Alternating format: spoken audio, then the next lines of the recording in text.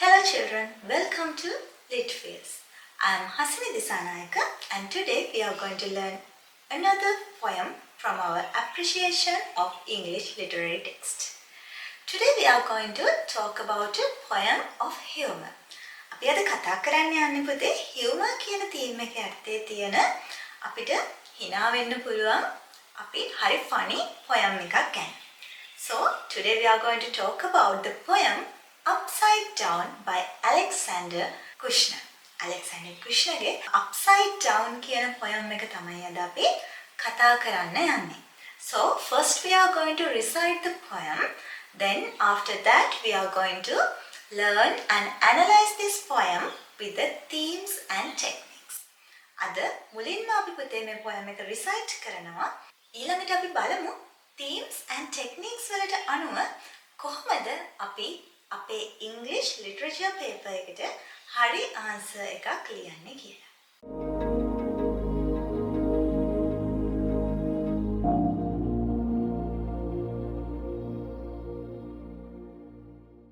Upside Down by Alexander Kushner.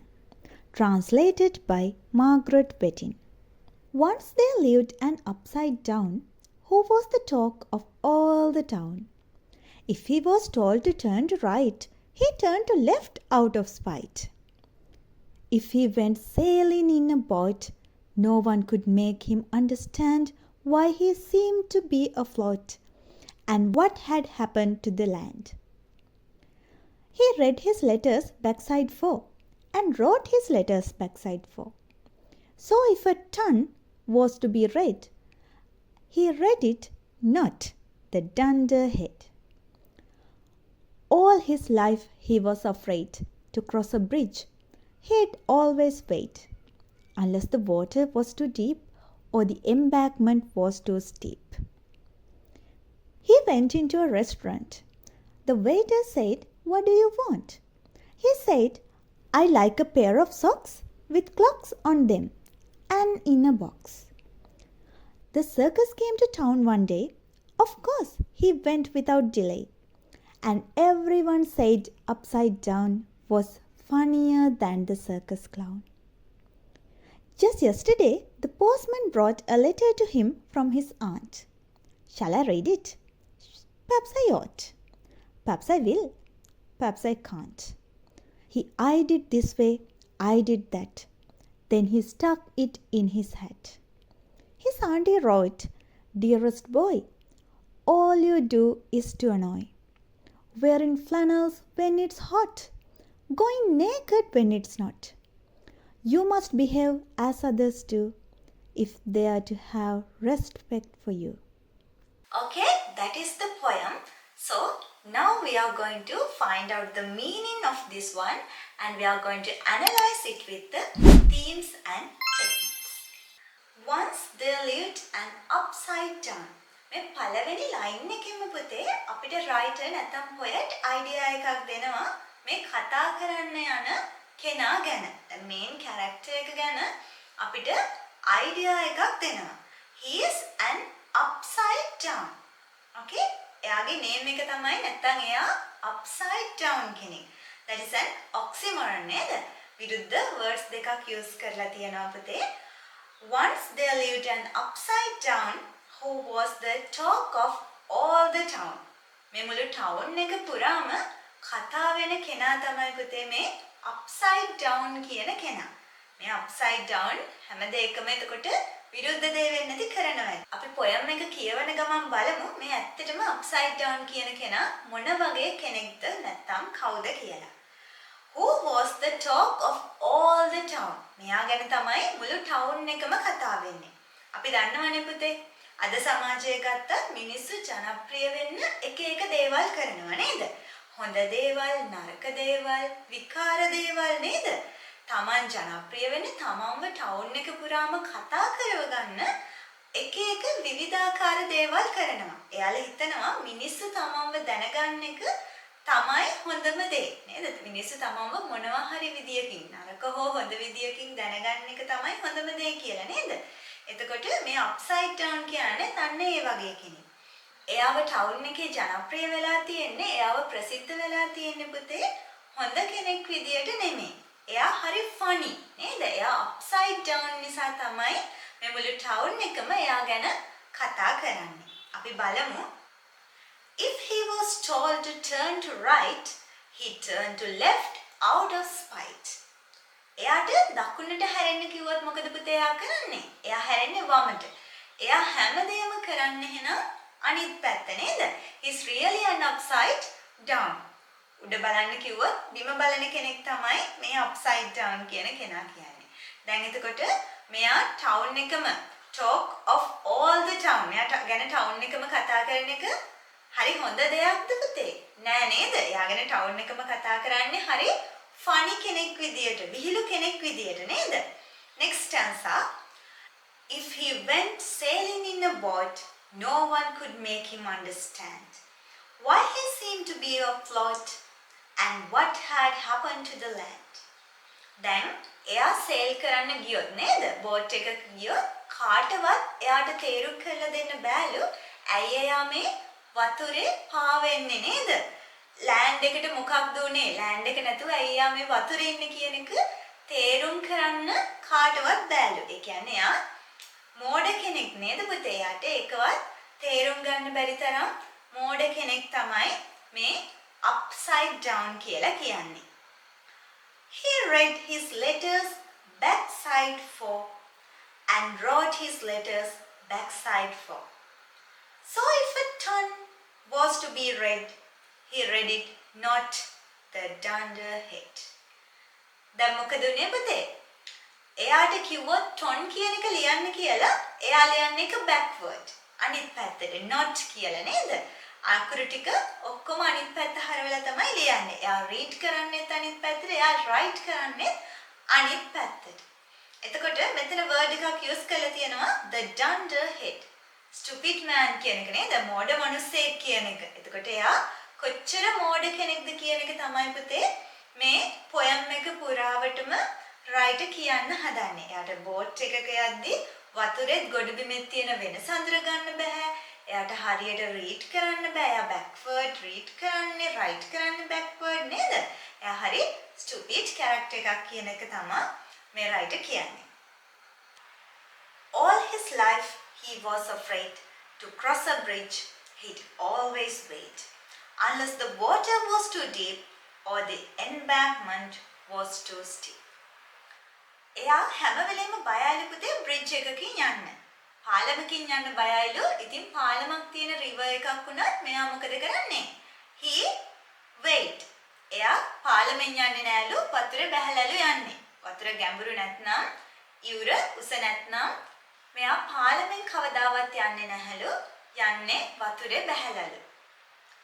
He went into a restaurant. The waiter said, "What do you want?" He said, "I like a pair of socks with clocks on them and I a box." දැන් මොනවද ඉල්ලන්නේ පුතේ?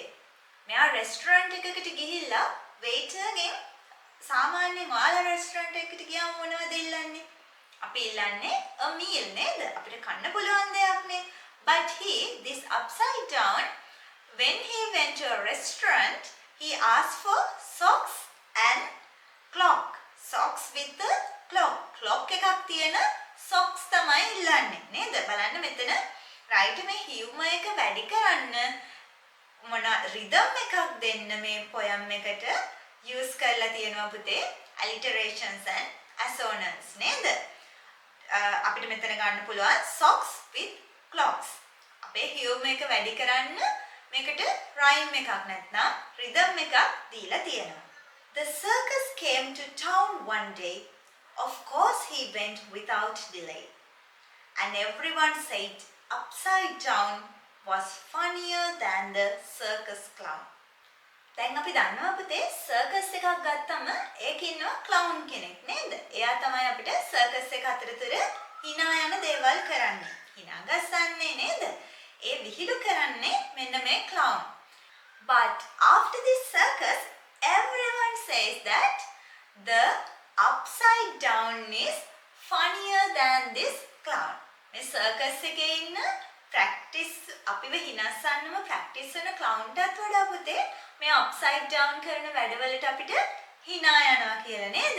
එතකොට ඒ තරම් මෙයාලා hina වෙන්නේ ඇත්තටම මේ clown වගේ clown එයා practice වෙලා ඇත්තටම මිනිස්සු හිනස්සන්න ඕන නිසා තමයි එයා jokes කරන්නේ නේද? But what about this upside down? මේ upside down මිනිස්සුන්ව හිනස්සන්නේ පුතේ. එයා මිනිස්සුන්ව හිනස්සන්න හිතලා නෙමෙයි නේද? එයා ඇත්තටම එයා කරන මේ stupid නැත්නම් මෝඩ වැඩ නිසා තමයි පුතේ මේ මිනිස්සුන්ට මෙයා දැක්කම hina යන්නේ නේද? එතකොට මෙයා ටවුන් එකේ ප්‍රසිද්ධ මේ මෙයාගේ මෝඩ වැඩ නිසා මිනිස්සුන්ට hina යන හේතුව නිසා. Just yesterday the postman brought a letter to him from his aunt. ඔන්න දැන් අන්තිමට මොකද වෙන්නේ? මෙයාගේ aunt ගෙන් මෙයාට letter එකක් එනවා. බලමු මොනවද මේ aunt කියලා තියෙන්නේ කියලා. Shall I read it? Perhaps I ought. Perhaps I will. Perhaps I can't. I'm gonna letter එක තියාගෙන he is thinking now. Should I read this or not? Right? දැන් aunt ගෙන් letter එකක් ඇවිත් මෙයා බලනවා මම මේක මොකද කරන්නේ? මම මේක කියවනවද? එක්කෝ මම කියවනවා. එක්කෝ මට බෑ කියලා නේද? එයා එයාත් එක්කම තර්ක කරගන්නවා නේද? That's a monologue here. තමන් එක්කම කතා කරගන්නවා. එයා මොකද මේ letter එකට කරන්නේ කියලා. He eyed in this way, eyed in that. එයා දැන් මේ වටින් පිටින් මේ letter එක බලනවා නේද?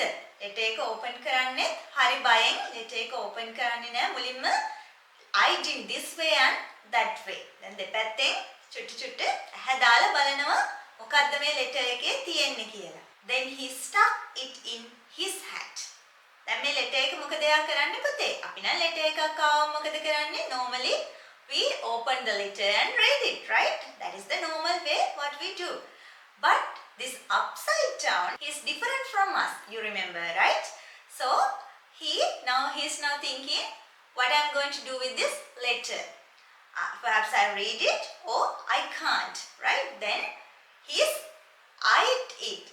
එයා එහෙන් බලනවා මේක හරියට බෝම්බයක් ලැබිලා වගේ නේද? කොනෙන් බලනවා මේ මොකක්ද කියලා. Then after finally he stuck it in his hat. එයා යාගේ hat එක ඇතුලේ එක stuck කරගන්නවා.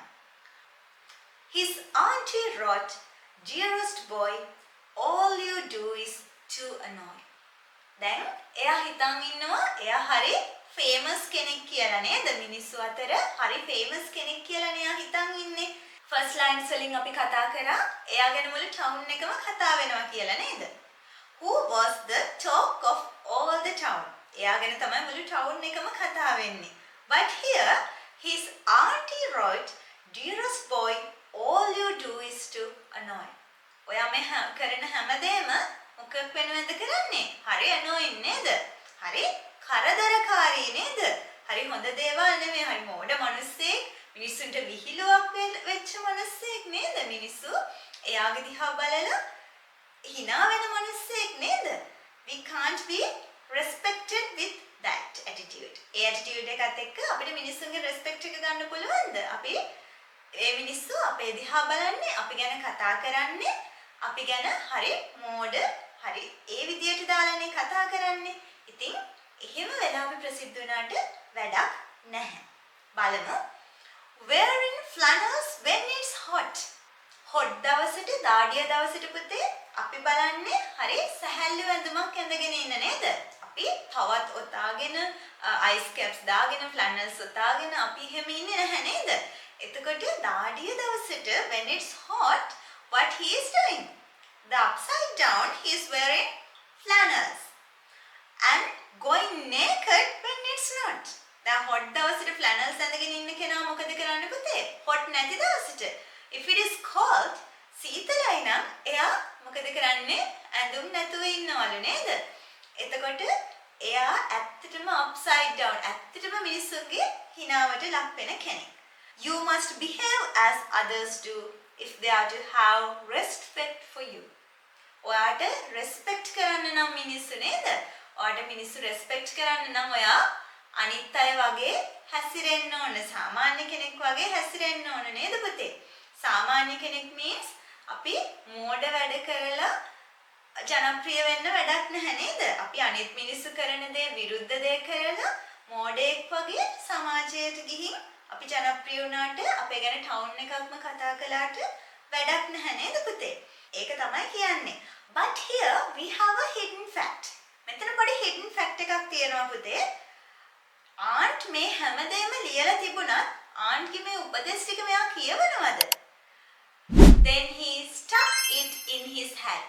එයා ලෙටර් එක ඇහෙන් චුට්ටක් ඇතුළේ බැලුවා විතරයි, but he didn't read it. එයා ඒ ලෙටර් එක කියවුවේ නෑ පුතේ. එයා ඒක hat එක ඇතුළේ දාගත්තා. එතකොට මේ upside down දැන් ආන්ට්ගේ උපදේශ අරගෙන වෙනස් වෙයිද? නෑ. එයාට වෙනස් වෙන්න බෑ because he doesn't know what is in this letter. මේ ලෙටර් එකේ තියෙන දෙයක් එයා දන්නේ නෑ. එහෙනම් එයා මෝඩ කෙනෙක් විදියටම ඉස්සරහටත් මේ ටවුන් එක ඇතුලේ කතා වෙයි. That is the poem, and now we are going to find out what are the literary techniques of this poem. The first one is the poet contrasts these actions of this stupid person with the normal society. දැන් මේ normal society එකේ කෙනෙක් අයත් එක්ක මෙයා contrast කරනවා නේද? මෙයා compare කරලා කියනවා බලන්න අපි නම් මෙහෙම නෙමෙයි නේද? අපිට මේ poem එක කියවද්දි හිතෙනවා පුතේ මෙයා මේ කරන දේ නෙමෙයි අපි නම් සාමාන්‍යයෙන් කරන්නේ කියලා නේද? අපි නම් right කියවදින් අපි right තමයි. කවුරු හරි right බලන්න කිව්වොත් අපි right නේ බලන්නේ. අපි left බලන්නේ නැහනේ නේද? අපි bridge එකක් තියෙනවා නම් ඒ bridge එක උඩින් යනවනේ. restaurant එකකට ගිහිල්ලා අපි socks ඉල්ලන්නේ නැහනේ නේද? Because we are in the normal society and we are normal human beings. But this upside down, the writer here in all the stanzas, writer comparing this man, this upside down with our normal behavior. අපේ normal behavior එකත් එක්ක මේ upside down කියන කෙනාව එයා හැම වෙලේම compare කරනවා. The next technique is visual imagery. අපිට පුතේ මේ poem එක පුරාවටම visual imageries බලා ගන්න පුළුවන් නේද? ඔය poem එක පුරාම අපිට මැවිලා පේනවා කොහොමද bridge එකක් තියෙද්දි එයා ගිහිල්ලා ගඟ මැදින් යන්නේ කියලා නේද? එතකොට අපිට මැවිලා පේනවා එයා restaurant එකකට ගිහින් කොහොමද socks and clock එක ඉල්ලන්නේ කියලා නේද? ඊට පස්සේ ආන්ගේ letter එක එයා කියවන්නේ නැතුව කොහොමද කොනෙන් බලලා එයාගේ hat එක ඇතුලේ දාගන්නේ කියලා. එතකොට මුළු poem එක පුරාම through the whole poem we can see visual imagery. Visual imagery අපිට මුළු poem එක පුරාම දැක ගන්න පුළුවන්. And especially in this poem we can see dialogues and monologues. නේද?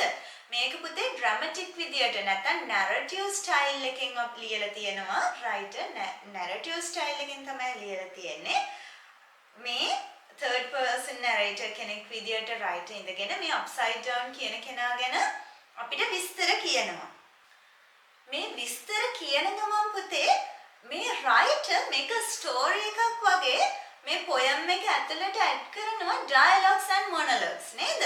එයා ගිහින් කොහොමද මේ restaurant එකේ waiter එක කතා කරන්නේ? එයා කොහොමද තමන් එක්කම තනියම කතා කරන්නේ නේද? එතකොට what is in auntie's letter, එයාගේ ආන්ට්ගේ letter එකේ මොනවද තිබුණේ? Those are dialogues and monologues. A dialogues and monologues use කරලා මේ poem එකට පුතේ dramatic view එකක් මේ writer දීලා තියෙනවා. ඊළඟ දේ තමයි පුතේ repetition. repetition use කරලා තියෙනවා පුතේ. අපිට ගොඩක් තැන්වලදී මේ repetition කියන එක ගන්න පුළුවන්. එක තැනක් තමයි he read his letters backside 4. He wrote his letters backside 4. එතකොට same phrase එක නේද පුතේ? Not only a word, the same phrase has been repeated. මේ මුළු phrase එකම repeat වෙලා තියෙනවා නේද? එතකොට මොකටද මේ writer repetition use කරන්නේ නේද? repetition use කරන්නේ පුතේ එයා කියන්නෙත් මේ කියවන්නෙත් මේ විදියට, එයා ලියන්නෙත් මේ විදියට. එකම විදියට තමයි එයා කියන්නෙත් ලියවන්නේ නේද? ආයේ ආපස්සට තමයි එයා කියවන්නේ, ආපස්සට තමයි එයා ලියන්නේ නේද? ඒක කියන්න, ඒක repeatedly කියන්න the writer has used repetition. ඒ වගේම පුතේ මම කලින් කිව්වා වගේ oxymoron and paradox කියන දෙක විශේෂයෙන් writer use කරලා තියෙනවා to compare this upside down person with the normal society. මේ upside down කෙනාව normal society එකත් එක්ක compare කරන්න writer හැම වෙලේම oxymoron and paradox use කරලා තියෙනවා. Okay, last one is sarcasm and irony. As I said earlier, the poem is under the theme of humor. මේ poem එක පුතේ අපේ themes පහෙන් humor කියන theme එක යටතේ තමයි කතා කරන්නේ. එතකොට specially අපි දන්නවා humor poem එකක ගොඩක් දුරට sarcasm නේද? මේ upside down කියන කෙනා ගැන මේ වගේ මෝඩ මිනිස්සු ගැන sarcastic විදියට තමයි writer මේ poem එකේ mention කරලා තියෙන්නේ. ඒ වගේම ironical way නේද? ඇත්තටම වෙන්න පුළුවන් දේවල් නෙමෙයි මේ upside down කරන්නේ නේද පුතේ? හැම දෙයකම අනිත් පැත්ත තමයි ironical විදියට තමයි writer මේ upside down කියන කෙනා ගැන සඳහන් කරලා තියෙන්නේ. ඉතින් ඔය දේවල් තමයි පුතේ and also especially I forgot we can take alliterations and assonance. As I said earlier, this has a rhyme scheme also. මේකට rhyme scheme එකක් තියෙනවා, alliteration and assonance තියෙනවා. මොකටද පුතේ? The writer wants to give this a rhythm. මේ poem එකට rhythm එකක් දෙන්න තමයි writer උත්සාහ කරලා තියෙන්නේ. මොකද funny නැත්නම් humor poem එකක අපිට rhythm එකත් එක්ක යද්දි තමයි ඒකේ it's been funnier. ඒක funnier වෙන්නේ අපි ඒ rhythm එකත් එක්ක මේක recite කරද්දි තමයි. ඉතින් ඒ ටික තමයි අපේ techniques තියෙන්නේ. දැන් අපි බලමු what are the themes of this poem and what are the past paper questions. අපිට මුලින්ම themes විදියට ගන්න පුළුවන් පුතේ abnormal results in humor and also how the society sees an abnormal person. කොහොමද society එක මේ abnormal කෙනෙක් දිහා බලන්නේ නේද? කොච්චර ටවුන් එක මෙයා ගැන කතා කරත් එයාව විහිළුවකට ලක් වෙලා තියෙන්නේ නේද? සමාජය එයා ගැන කතා කරන්නේ හොඳ විදියකට නෙමෙයි. The major theme is abnormality results in humor and also we can tell the view or how the society sees those who behave in disorder. Disorder එකක් තියෙන නැත්නම් abnormal විදියට stupid විදියට හැසිරෙන කෙනෙක් දිහා කොහොමද society එක දකින්නේ නේද? එයා හිතන් ඉන්නවා එයා හරි ජනප්‍රිය කෙනෙක් කියලා, එයා හරි famous කියලා එයා හිතන් ඉන්නවා, but the society is laughing at him. එයා දිහා බලලා society එක එයා දිහා බලලා hina වෙනවා නේද? එයාව hinaවට ලක් කරනවා. ඒක තමයි මේකෙන් ගන්න පුළුවන් major theme එක. අපි බලමු 2023 question එක මොකක්ද කියලා. 2023 වල අපිට ලැබිලා තියෙන question එක තමයි පුතේ through humor poetry offers its readers lesson for their lives. Discuss with reference to upside down. මොකක්ද අපිට ලබා දෙන lesson එක පුතේ?